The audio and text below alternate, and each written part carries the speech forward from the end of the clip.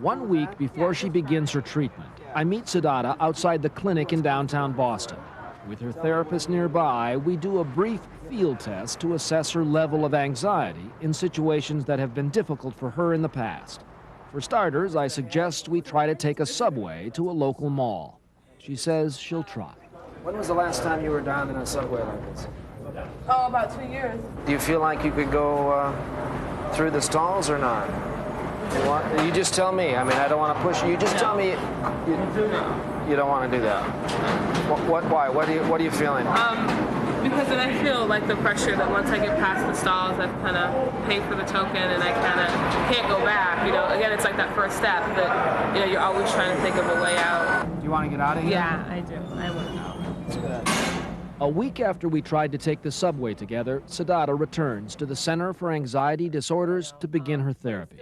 The first 3 sessions focus on panic control treatment to help Siddhartha understand the nature of anxiety and how to deal with the fearful thoughts she often gets during a panic attack.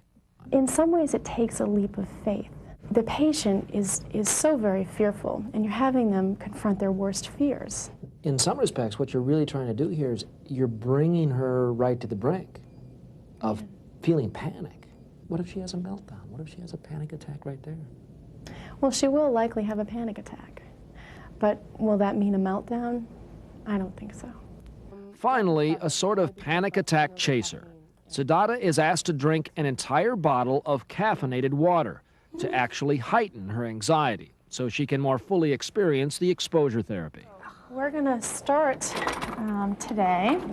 Where do you think we're going to start? In the elevator. Yeah. How do you feel about that? What's your anxiety from 0 to 10? Like 10.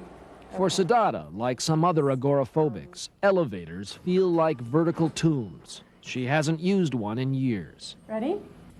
She'll take the stairs or nothing at all. You can do it. But not today. Okay. It's okay. Just step in. As it turns out, getting in is the easy part. What's your worst fear? That we'll get stuck. And then what? And we'll die in here.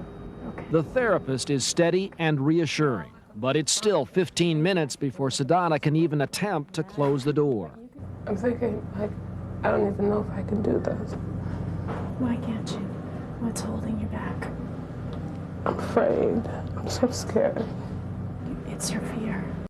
This is hard. Under therapist Sandra Baker's guidance, Siddhartha experiences a full-fledged panic attack.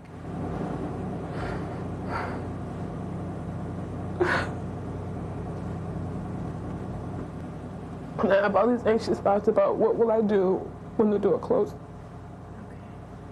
For Siddhartha, simply being able to ride this elevator will become an act of terror and ultimately liberation. I'm going to take my hand off of the button, and I want you to feel the anxiety. It will not hurt you. I'm taking my finger off. You're okay. You're okay. You're okay. That's just a behavior. That's anxiety. Feel it. You are fine. Look at how fine. What are we doing? Oh my God. Just let it come on. Oh my God. Okay, I'm gonna let go of you, Sandra. Finally, Siddhartha breaks through her worst fear. You're doing it. This is great. You're doing it. Oh my God. Okay. Now don't go out of the elevator yet. I want you to just stay. Eventually, like removing the training wheels, Siddhartha has to do it on her own. Ready? Okay. You can do this. Oh, this is hard. She's going down. Repeating the experience again and again breaks the back of her fear. And with each successive trip, Siddhartha's anxiety decreases. Exactly. Having taken her first leap of faith and found herself still mentally on solid ground, the next step was slightly easier. Back to the subway, again with therapist in tow. This time, although she was a bit nervous, she was able to take the train with the therapist. Then, once again, she had to do it on her own. Over the next 3 days, Siddhartha would not only ride the subway all over town, but also gain enough confidence to ride a bus by herself for the first time in years, to drive a car again, and to enjoy the simple pleasures of strolling the streets to do a little window shopping. How are you doing? I'm fabulous.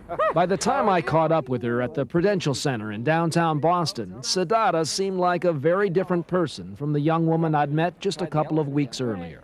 I can just see the way you walk. I It know. has a little more spring in your step. Yeah. Finally, to test the limits of her rediscovered freedom, I asked Siddhartha to join me for an elevator ride to the top of the Hub, a Boston landmark 53 stories up. Are you ready? Are you ready? I am. I really, really am. I think I'm more nervous than you are at this Sure point. you are. Whether exposure therapy has a long-term benefit for people who have panic disorder with agoraphobia is still being researched. But for now, for Siddhartha, the sky's the limit.